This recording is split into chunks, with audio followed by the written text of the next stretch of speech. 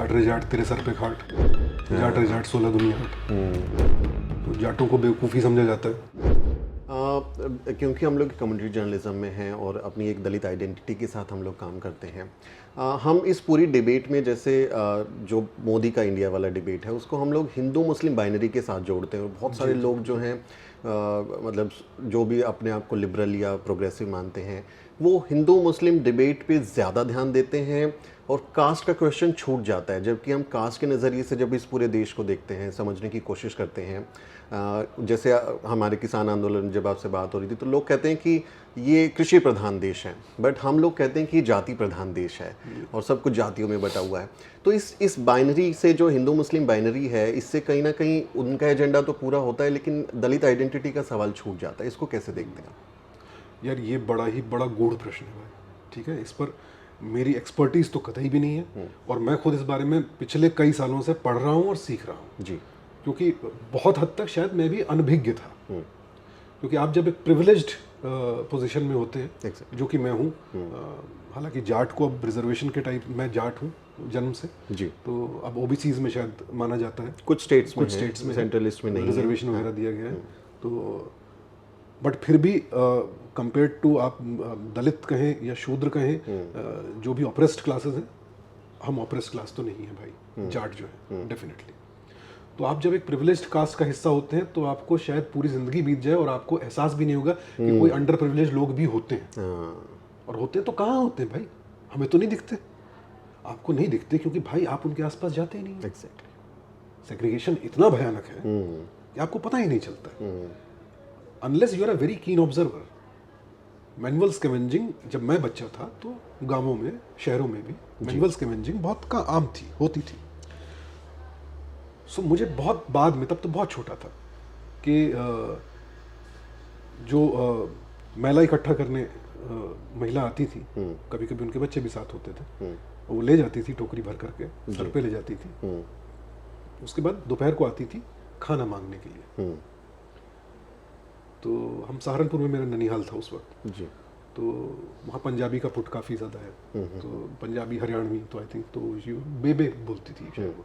मुझे वो आवाज़ अब तक याद है, पीछे के दरवाजे से आवाज़ आती थी, ए बेबे रोटी दे दे। वो रोटी जो दी जाती थी लिटरली फेंक करके दी जाती थी।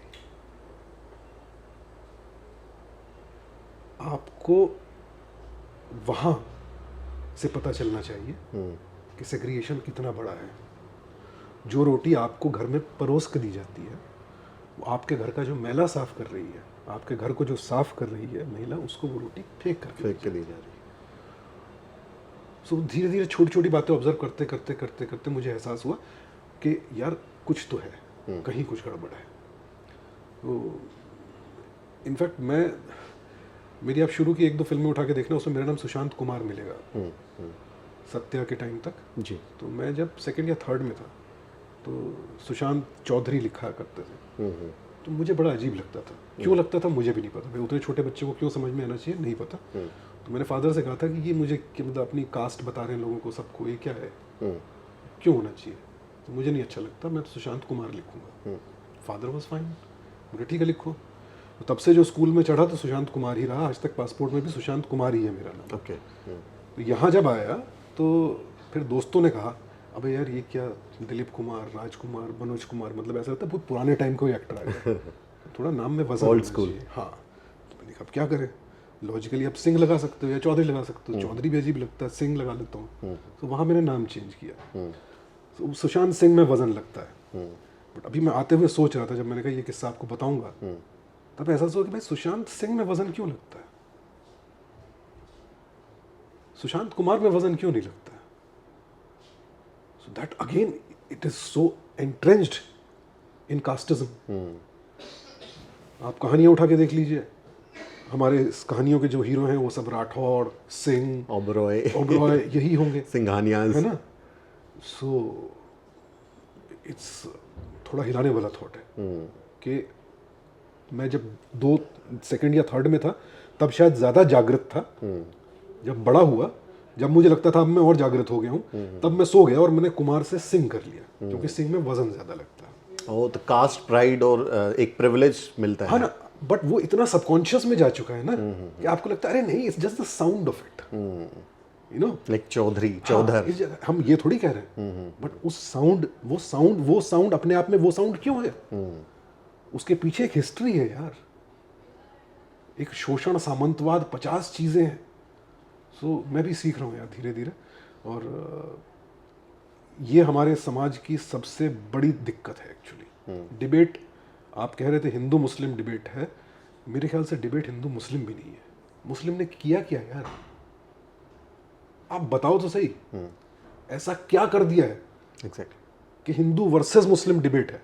नाम दे दिया गया है, डिबेट हिंदू ही है भाई। और अगर वाकई डिबेट हिंदू करनी है, देन हिंदू को पूरी तरह अंदर देखना होगा कि डिबेट कहां तक ले जानी है आपको, और कहां तक डिबेट है। जो आप दलित आइडेंटिटी और शूद्र, पिछड़े वर्ग, दलित वर्ग, ऑप्रेस्ड वर्ग की बात करते हैं, शुरुआत वहां से करनी पड़ेगी। पहले तो आप हिंदू को समझ ले कि हिंदू समाज क्या है। आप सिर्फ ध्यान भटका रहे हैं हिंदू वर्सेस मुस्लिम से, क्योंकि वर्सेस मुस्लिम करने से पूरा तबका साथ में आ जाता है। आप जैसे ही कॉमन एनिमी हटा दें, जिसको आपने बना दिया कॉमन एनिमी, सडनली असलियत बाहर आती है। फिर हाथरस में आकर के बाहर कहा जाता है अच्छा कानून पर भरोसा नहीं है तुमको। फिर वहाँ पर ठाकुर में बढ़ जाते हैं आप, अछूत में पड़ जाते हैं, 50 चीज़ें। अजीब है यार, मेरी समझ से परे है। जितना समझने की कोशिश करता हूँ उतना लगता है कि ये है तो है क्यों। कभी कभी ऐसा नहीं लगता इसमें इतना ज़्यादा सिर क्यों खपाएं, चलो काम करते हैं और मज़े करते हैं इंडस्ट्री में, इन सब में क्यों सोचना है? बट एक बार आप जान जाए तो फिर इससे अनजान कैसे हो सकते हैं? या तो अनजान रहे बिल्कुल, वो बड़ा सेफ है भाई, सुखी जीवन जिएंगे, पता ही नहीं चलेगा आपको, नींद अच्छी आएगी, सो जाओ। बट एक बार जब आप जान जाए कि यार ये गलत हो रहा है और हर पल हो रहा है, हर छोटे गली मोहल्ले गांव में कहीं कभी दलित बेटी को उठा लिया, रेप कर दिया, और मतलब खिलवाड़ जैसा हो गया जी। उसने मूछें रखी तो पीट दिया, घोड़े पे चढ़ा तो मार दिया, प्लेट छू ली तो हाथ तोड़ दिए, जी। मंदिर में नल छू लिया तो मार दिया। अरे भाई हम इंसान हैं, हम विश्वगुरु होने की बात करते हैं। सबसे पुरानी और सबसे बड़ी सभ्यता जिसने दुनिया को शून्य का ज्ञान दिया, और भारत ने शून्य दिया तो तब विश्व आगे बढ़ा, मनोज कुमार के गाने एंड ऑल दैट। हम वो होने की बात करते हैं और ये हो गए हैं।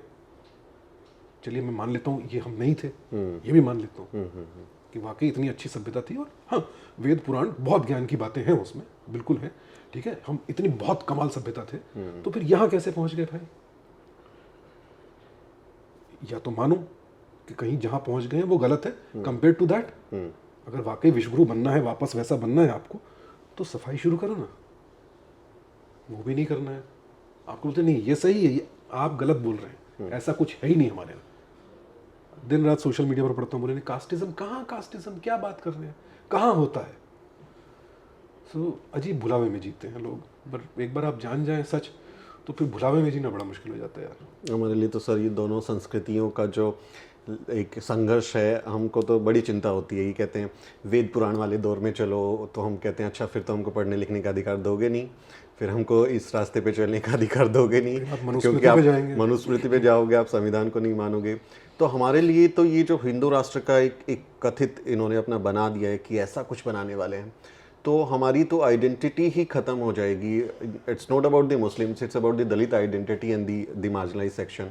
तो हमारे लिए चुनौती और भी बड़ी हो जाती है। इसलिए आप देखेंगे कि जब भी कुछ मसला होता है तो हमारे लोग एकदम सड़क पे आते हैं, संविधान बचाने की कोशिश करते हैं। That's very important to us. भाई आप तो वो जी रहे हैं, ठीक है ना, मैं तो सिर्फ एक ऑब्जर्वर हूँ, वो भी रिसेंटली एनलाइटेंड, या वो एनलाइटेंड भी नहीं, अवोकन इट है ना, रिसेंटली अवोकन ऑब्जर्वर हूँ। ओके, मैंने तो ये वास्तविकता जी ही नहीं है, तो मैं आपके डर, आपकी इनसिक्योरिटी को मैं समझ भी नहीं सकता हूँ। मैं आपके साथ खड़े हो सकता हूँ, सहानुभूति जता सकता हूँ, आपको सपोर्ट कर सकता हूँ, but I can not understand what you going through. जिस तरह मैं एक मुसलमान की क्या पोजीशन है इस समय देश में, मैं समझ सकता हूँ, समझने की कोशिश कर सकता हूँ, उसको मैं कह नहीं सकता कि मैं अरे भाई I know what you are going through, I don't know. So घूम फिर के आता है कि भैया रास्ता एक ही है, संविधान।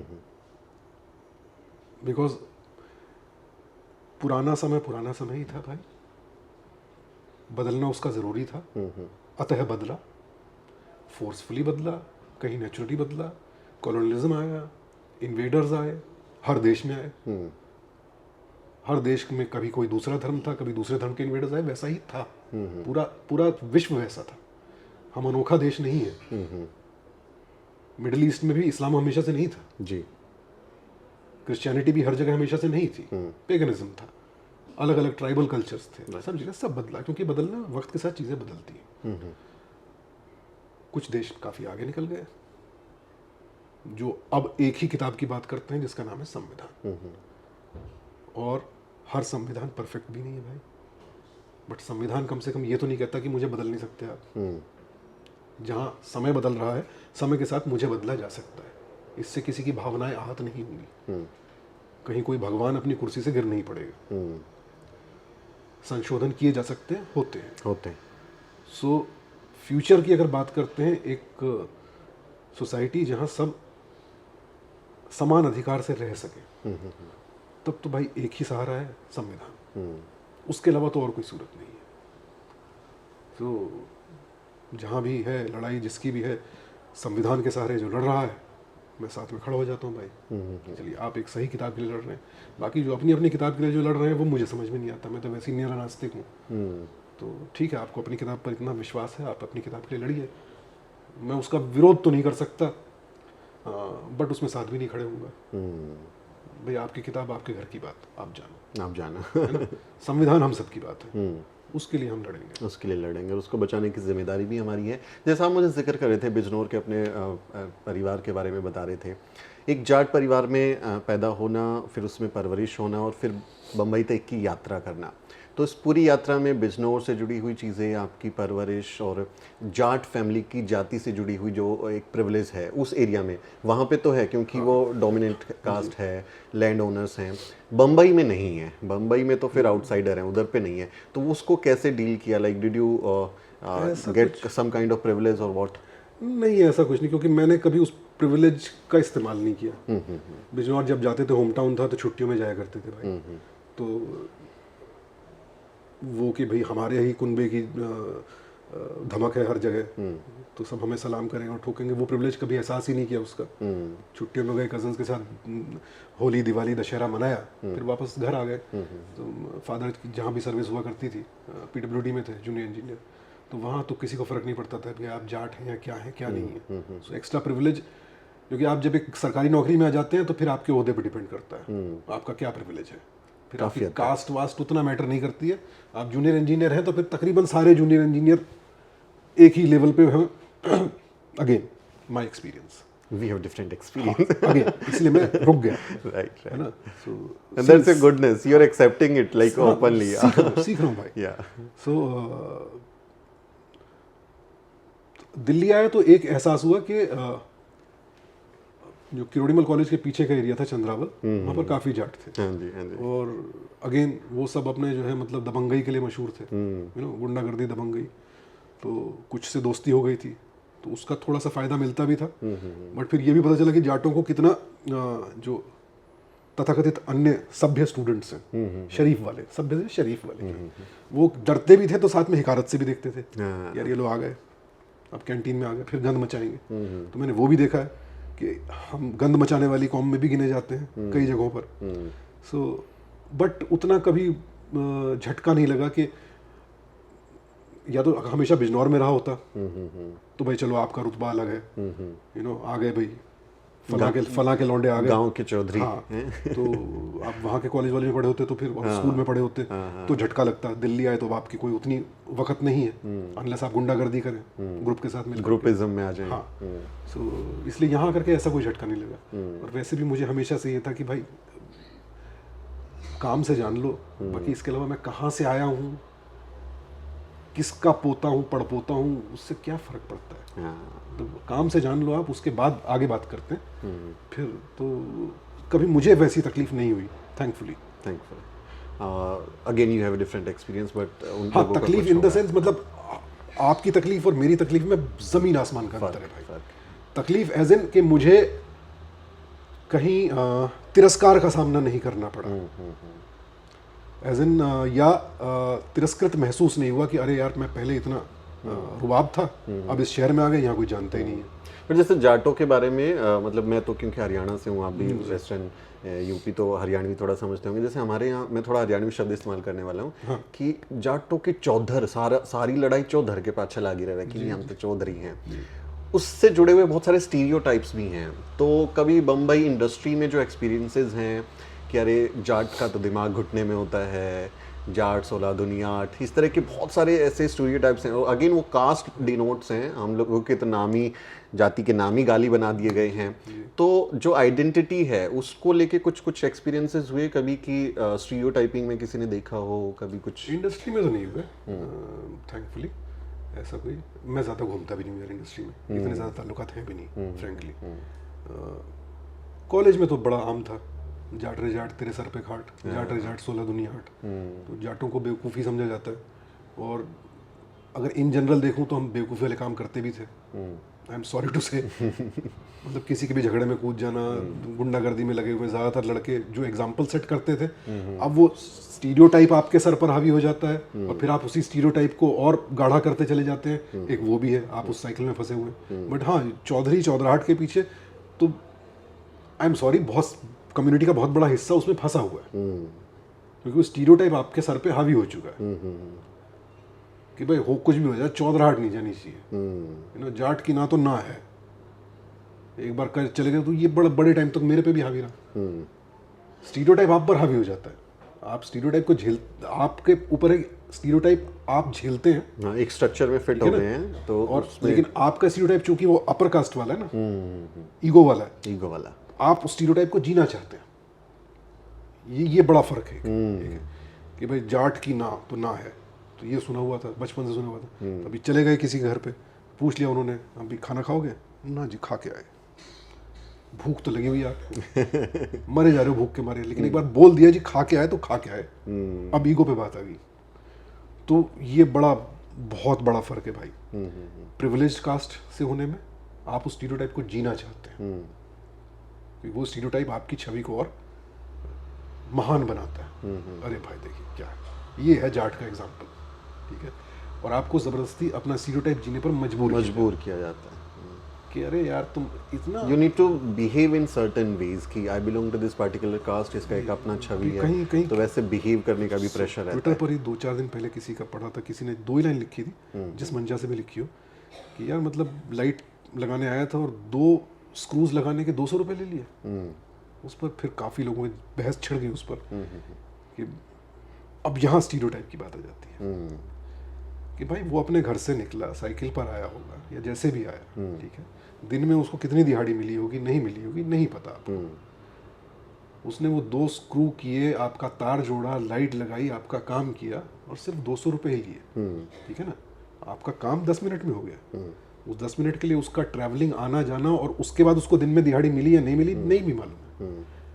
बट देने वाले को वो 200 रुपये जो है लगता है कि इतने से काम के, वो स्टीरियोटाइप आप पर हावी किया जाता है कि यार छोटा सा काम है। अब जब अपनी बारी आती है तो हर काम डिग्निफाइड है, वरना छोटा सा काम है। सो एक सबनीस हैं जो अमेरिका में रहते हैं, आई थिंक गौरव सबनीस, उसका बड़ा अच्छा थ्रेड पढ़ा मैंने एक। अपना ही देसी भाई उनकी बिल्डिंग में कोई शिफ्ट हुए थे, तो हलवाई हो गई, तो मेल बॉक्स से जब लेटर निकाल रहे थे तो उसने पूछ लिया, यार यार अभी क्रिसमस आ रही है, तो क्रिसमस पे कितना टिप्स वगैरह जो बिल्डिंग सुपरवाइज़र है कितना देते हैं उसको। तो इसने कहा यार मैं तो $200 देता हूँ। $200? दैट्स हार्डली, यार मेरे रेंट का हार्डली 10% है, साल में एक ही बार दे रहा हूँ। सो बट मैं देता हूँ, बाकी सब अपने अपने हिसाब से देते हैं, आप देख लें। अब वो बात अपने देसी भाई के दिमाग में अटक गई। तो फिर वो दोबारा मिला, उनको किसी दोस्त के साथ था और शायद थोड़ा ड्रंक था, तो उसने दोस्त को बताया अपने कलीग को कि अरे ये मिस्टर $200 यही है। तो उस पर थोड़ी जब बात हुई तो विचारधारा जो उसके पीछे ये थी कि भाई $200 आपके लिए कुछ नहीं होगा, बट अगर हर फ्लैट $200 दे रहा है और अगर 100 फ्लैट है, मतलब $20,000 की टिप मिल रही है उस आदमी को, सो उसकी कितनी लिमिट होनी चाहिए। एक ऑप्रेस्ड क्लास का आदमी कितना कमा सकता है उसकी भी एक लिमिट होनी चाहिए। एंड मेरी जेब से कितना जा रहा है उससे फर्क नहीं पड़ता, उसकी जेब में कितना जा रहा है, that is again a different kind of psychology. So बहुत सारी लेयर्स हैं इसमें यार। ह्यूमैनिटी जो है अपने, खासकर अपने जो साउथ एशिया में स्पेशली, सिर्फ इंडिया को अकेला करना थोड़ा आई थिंक Right. गलत होगा। इसमें चाइना, बांग्लादेश, पाकिस्तान, श्रीलंका, एक बड़ा एरिया है जो इसमें शामिल है। दिस इंडियन ये सबकॉन्टिनेंट क्लास स्ट्रगल वाली जो बात है ना, कास्ट एंड क्लास स्ट्रगल बहुत है यहाँ पर। सो ये साइकोलॉजी भी है, सिर्फ इतना नहीं कि मेरी जेब से कितना जा रहा है, टोटल कितना आ रहा है इसकी जेब में, इसकी औकात कितनी है। सो बहुत सारे लेवल्स डिस्कवर कर रहा हूँ and it's a long and hard road for all of us. But हाँ, करना तो पड़ेगा। ये अवेयरनेस धीरे धीरे धीरे ही सही, बट अपने बच्चों में, फिर मेरे बच्चे अपने दोस्तों में, कहीं ना कहीं ये अवेयरनेस लाते चलेंगे तो एटलीस्ट कहीं कुछ बदलाव आएगा। जैसे कल किसी ने सोशल मीडिया पर डाला था झांसी का किस्सा, तो उन्होंने शुरुआत इससे की कि कल जो रात को हमने देखा दैट इज़ प्योर करेज। मैंने पढ़ा आगे। सो अपेरेंटली एक कपल थे और फेस्टिव सीजन चल रहा है भाई, क्रिसमस वगैरह ये सब चल रहा है, तो रेस्टोरेंट में बैठे थे। ये जो जिन्होंने अपना डाला था पोस्ट, वो बैठी होंगी अपने हस्बैंड के साथ। एक कोई कपल था और कुछ 11वीं के लड़के बैठे हुए थे एक टेबल पर। थोड़ी देर में देखा कि 11वीं के जो लड़के थे वो एक कपल पर काफ़ी तेज़ आवाज़ में चिल्ला रहे हैं। मुड़ के देखा तो क्या हुआ, तो अपेरेंटली एक पति महोदय, वो जो कपल थे, पति महोदय अपनी पत्नी को ज़बरदस्ती शराब पिला रहे थे। अच्छा। पत्नी नहीं पीना चाह रही थी और वो कुछ बात बढ़ी होगी, तो ये 11वीं के बच्चे उठकर खड़े हुए, उन्होंने बोला ये गलत है, अगर वो नहीं पीना चाहती हैं तो आप क्यों पिला रहे हैं। तो बोले मैं पति हूँ भाई इसका, मैं चाहे जो कहूँ, बट वो बच्चे नहीं माने। स्टाफ भी आ गया और अंत उसका ये हुआ कि अगले 20 मिनट पति महोदय चुपचाप बिना कोई जोर जबरदस्ती किए वहाँ बैठे रहे। ये बदलाव है। झांसी जैसे शहर में अगर 11वीं के बच्चे आज इस बारे में सोच रहे हैं कि चाहे पति पत्नी ही सही, आप ज़बरदस्ती नहीं कर सकते, चाहे खाने पीने की बात हो या कोई भी, तो ये बदलाव और ये धीरे धीरे आया है। तो आई एम श्योर हम इससे बड़े बदलाव भी कर सकते हैं, पर बहुत धीरे धीरे होंगे, क्योंकि सदियां हैं भाई, सदियों की साइकोलॉजी है बिगड़ी हुई, जिसको हमने नॉर्मल मान लिया है कि वर्ण व्यवस्था तो नॉर्मल है, चूंकि पुरखे क्या कह गए थे। मुझे तो अभी मैंने तो हाल के कुछ वर्षों में सीखा है कि भाई जब आप सवर्ण बोलते हैं तो इसका मतलब ये नहीं कि उसमें ऑपरेस्ड क्लासेस नहीं है। ब्राह्मण, क्षत्रिय, वैश्य, शूद्र, ये 4 वर्ण हैं। इन वर्ण में जो आते हैं ये सब सवर्ण है। बाकी क्लासेस जो बिल्कुल अछूत माना गया, वो वर्ण व्यवस्था से भी बाहर है। ऐसे लोग हैं जिन, मतलब शूद्र तो है ही, उनको भी अछूत आपने माना है, लेकिन उनको आपने वर्ण व्यवस्था में रखा है। सो जब सवर्ण, आप कुछ ऑपरेस्ड लोगों के लिए जब आप कहते हैं सवर्ण, उनसे आप सवर्ण शब्द का इस्तेमाल करते हैं उनके सामने, तब वो आपको बताते हैं कि भाई आप कम से कम वर्ण व्यवस्था में तो हो, हम तो वहाँ भी नहीं है। मेरे लिए ये एक नई डिस्कवरी थी, बिकॉज सवर्ण जब हम कहते हैं तो हम, मेरे लिए मतलब था कि जो उच्च जाति अपने आप को कहते हैं, ये सवर्ण लोग हैं। बट वर्ण व्यवस्था में इसका ये डिमार्केशन है, शूद्र है वर्ण व्यवस्था में। यस, ये तो सच है। तो यानी कुछ लोग वो हैं जो वर्ण व्यवस्था से भी बाहर है। तो जब आपने शूद्र की हालत ये कर दी जो वर्ण व्यवस्था में है, तो जो उससे भी बाहर है, मतलब उसके साथ और क्या किया आपने? क्योंकि शूद्र के साथ तो आपने कुछ करने से छोड़ा नहीं। तो जो इस व्यवस्था में भी नहीं है, उसको तो आपने शायद इंसान भी नहीं समझा होगा। बिल्कुल नहीं समझा। So it was a revelation. तो बहुत सारी लेयर्स हैं जो किसी नैतिक शास्त्र में, किसी किताब में, किसी स्कूल में नहीं पढ़ाई जाती है। पर अब सोशल मीडिया, इंटरनेट, ये एक ऐसा जरिया आ गया है कि हम धीरे धीरे आंखें खोल सकते हैं कि यार देखो, कड़वा है पर सच है। तो एक्सेप्ट करना ज़रूरी है। भले ही आपने इसको किया नहीं होगा, डायरेक्टली नहीं किया होगा, आपके पुरखे ने कभी किया है, ठीक है ना, और अनजान रह करके या नकार करके आप एक्चुअली उसको सपोर्ट कर रहे हैं। कास्ट के में हम जिस नज़र से देखते हैं कि कास्ट के बहुत सारे प्रिविलेज होते हैं। जैसे मैं अगर मेरे साथ कोई वारदात हुई है तो मैं पुलिस स्टेशन में जाऊंगा तो मेरी एफआईआर लिखने के चांसेस ज़्यादा हैं अगर मैं कथित सवर्ण so called upper caste category से आता हूँ। मेरा वकील हो सकता है बेहतर हो, और अगर जो जज फैसला सुना रहा है वो मेरी जाति का हो सकता है, उसकी गुंजाइश ज़्यादा है।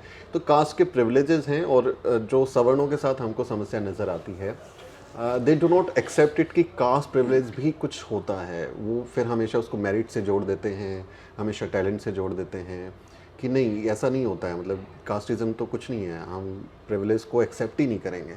तो they need to accept it that they have some kind of caste privilege which other people those who are the victims of caste are not having. बिल्कुल, आई एग्री विद यू 100%। इसमें कोई दो राय, कोई डिबेट ही नहीं हो सकती इस बारे में। इसका बहुत ही एक जो एग्जांपल दिमाग में आ रहा है कि जो लोग पहाड़ों में रहते हैं, ठीक है ना, उनके लिए साफ हवा जो है ना वो प्रिविलेज नहीं है, वो तो नॉर्मल है। है ना? मतलब प्रदूषण कहाँ है, कौन सा क्लाइमेट चेंज भाई, किस प्रदूषण की बात कर रहे हो आप, कहाँ पे, कहाँ आप सब दकियानूसी बातें, कहीं नहीं होता है। उन्हें बॉम्बे भेजना चाहिए, थोड़े दिन, एक दो चार महीने उन्हें वहां से उठा के बॉम्बे भेजना चाहिए, दिल्ली भेजना चाहिए, ठीक है ना, कि भाई साहब ये देखिए आप जो सांस ले रहे हो ना वो प्रिविलेज है, यहाँ ये नहीं है, यहाँ मुहैया ही नहीं है, फेफड़े जल जाते हैं। So it's like that. अब जब तक आप प्रिविलेज्ड वाले आदमी को उठा करके ना उस जिंदगी में रखोगे नहीं, तब तक उसे पता ही नहीं चलेगा। और इसको अगर मैं थोड़ा, मुझे लगता है हमारी डिबेट जो है पूरी जाति की तरफ ही जा रही है बातचीत, बट दैट्स वेरी इंटरेस्टिंग क्योंकि बहुत ज़रूरी विषय है। जैसा ये एग्जांपल है कि वो पहाड़ पे रहते हैं, उनको पता नहीं चलता कि that's a privilege, they are having the bestest breath. जो पहाड़ में ऊंचाई भी आ गई, सो बहुत सारी लेयर्स आ गई इसमें अननोइंगली। हाँ, तो इसको अगर हम ऐसे जोड़ें कि जैसे वो अगर कहते हैं कि ग्लोबल वार्मिंग नहीं है, लेकिन ग्लोबल वार्मिंग की वजह से वहाँ बादल फट रहे हैं या उनका पहाड़ जो है वो धंस जा रहा है, उनको नुकसान उसका उठाना पड़ता है। ऐसे ही कास्ट जो है, जो जाति है, जो लोग उसको नकारते हैं कि कास्ट नहीं है, बट उनके अंदर बहुत सारी बुराइयां भी जाति की वजह से आती हैं जो एक इंसान को इंसान होने से रोकती हैं। जैसा हम जिक्र कर रहे थे पहले कि आपको एक सर्टेन बिहेव करना पड़ता है। तो जाति जो है आपको फिर एक अच्छा बेहतर इंसान, ह्यूमैनिटेरियन बनने से रोकती है। आप सेंसिटिव नहीं होते हैं मसलों को, आप ज़्यादा पैट्रियार्कल हो सकते हैं क्योंकि आप सेंसिटिव नहीं हैं, जेंडर और कास्ट की सेंसिटिविटी आपके अंदर नहीं है। तो कास्ट कहीं ना कहीं एक बेहतर इंसान बनने से भी रोकती है। Do you agree with this point? सिर्फ कास्ट की ही बात नहीं कहूँगा, असलियत को जब आप नकारते हैं, आप रियलिटी को, जो चीज़ एग्जिस्ट करती है उसे आप नकारेंगे, तो आप कितने भी अच्छे इंसान हो, कितने सद्विचार हो आपके अंदर, आप कितना दान पुण्य करते हो, वो आपको और बेहतर इंसान बनने से रोक ही रही है ना। क्योंकि आपने रियलिटी को तो नकार दिया कि मैं जो जी रहा हूँ वही रियलिटी है भाई। मैं सुबह उठता हूँ, पूजा अर्चना करता हूँ, दिन भर किसी का दिल नहीं दुखाता हूँ, ठीक है ना, पर भाई आप इस पोजीशन में हैं कि अगर कोई और किसी का दिल दुखा रहा है, आप उसे रोक सकते हैं, बदल सकते हैं। किसी की एफआईआर अगर लॉन्च नहीं हो रही है, आप उसके साथ जाके खड़े हो सकते हैं। तो आप अनजाने में भी आप बहुत सारी जो अच्छी बातें कर सकते थे, आप उनसे खुद को हटा रहे हैं जी, तो और बेहतर होने से रोक ही रहे ना खुद को। आप वो रियलिटी चाहे जात पात की हो, वो रियलिटी चाहे क्लाइमेट चेंज की हो, वो रियलिटी चाहे इंटर रिलीजन या क्लास वॉर की हो या कास्ट वॉर की हो, आप जब भी रियलिटी से खुद को अलग हटाते हैं तो आप ये कह रहे हैं इससे मुझे क्या, ये तो होता ही नहीं है, अब ये होता ही नहीं है तो इससे मुझे क्या। तो फिर आप प्रोग्रेस कैसे करेंगे? राइट, बेहतर नहीं बन सकते फिर आप।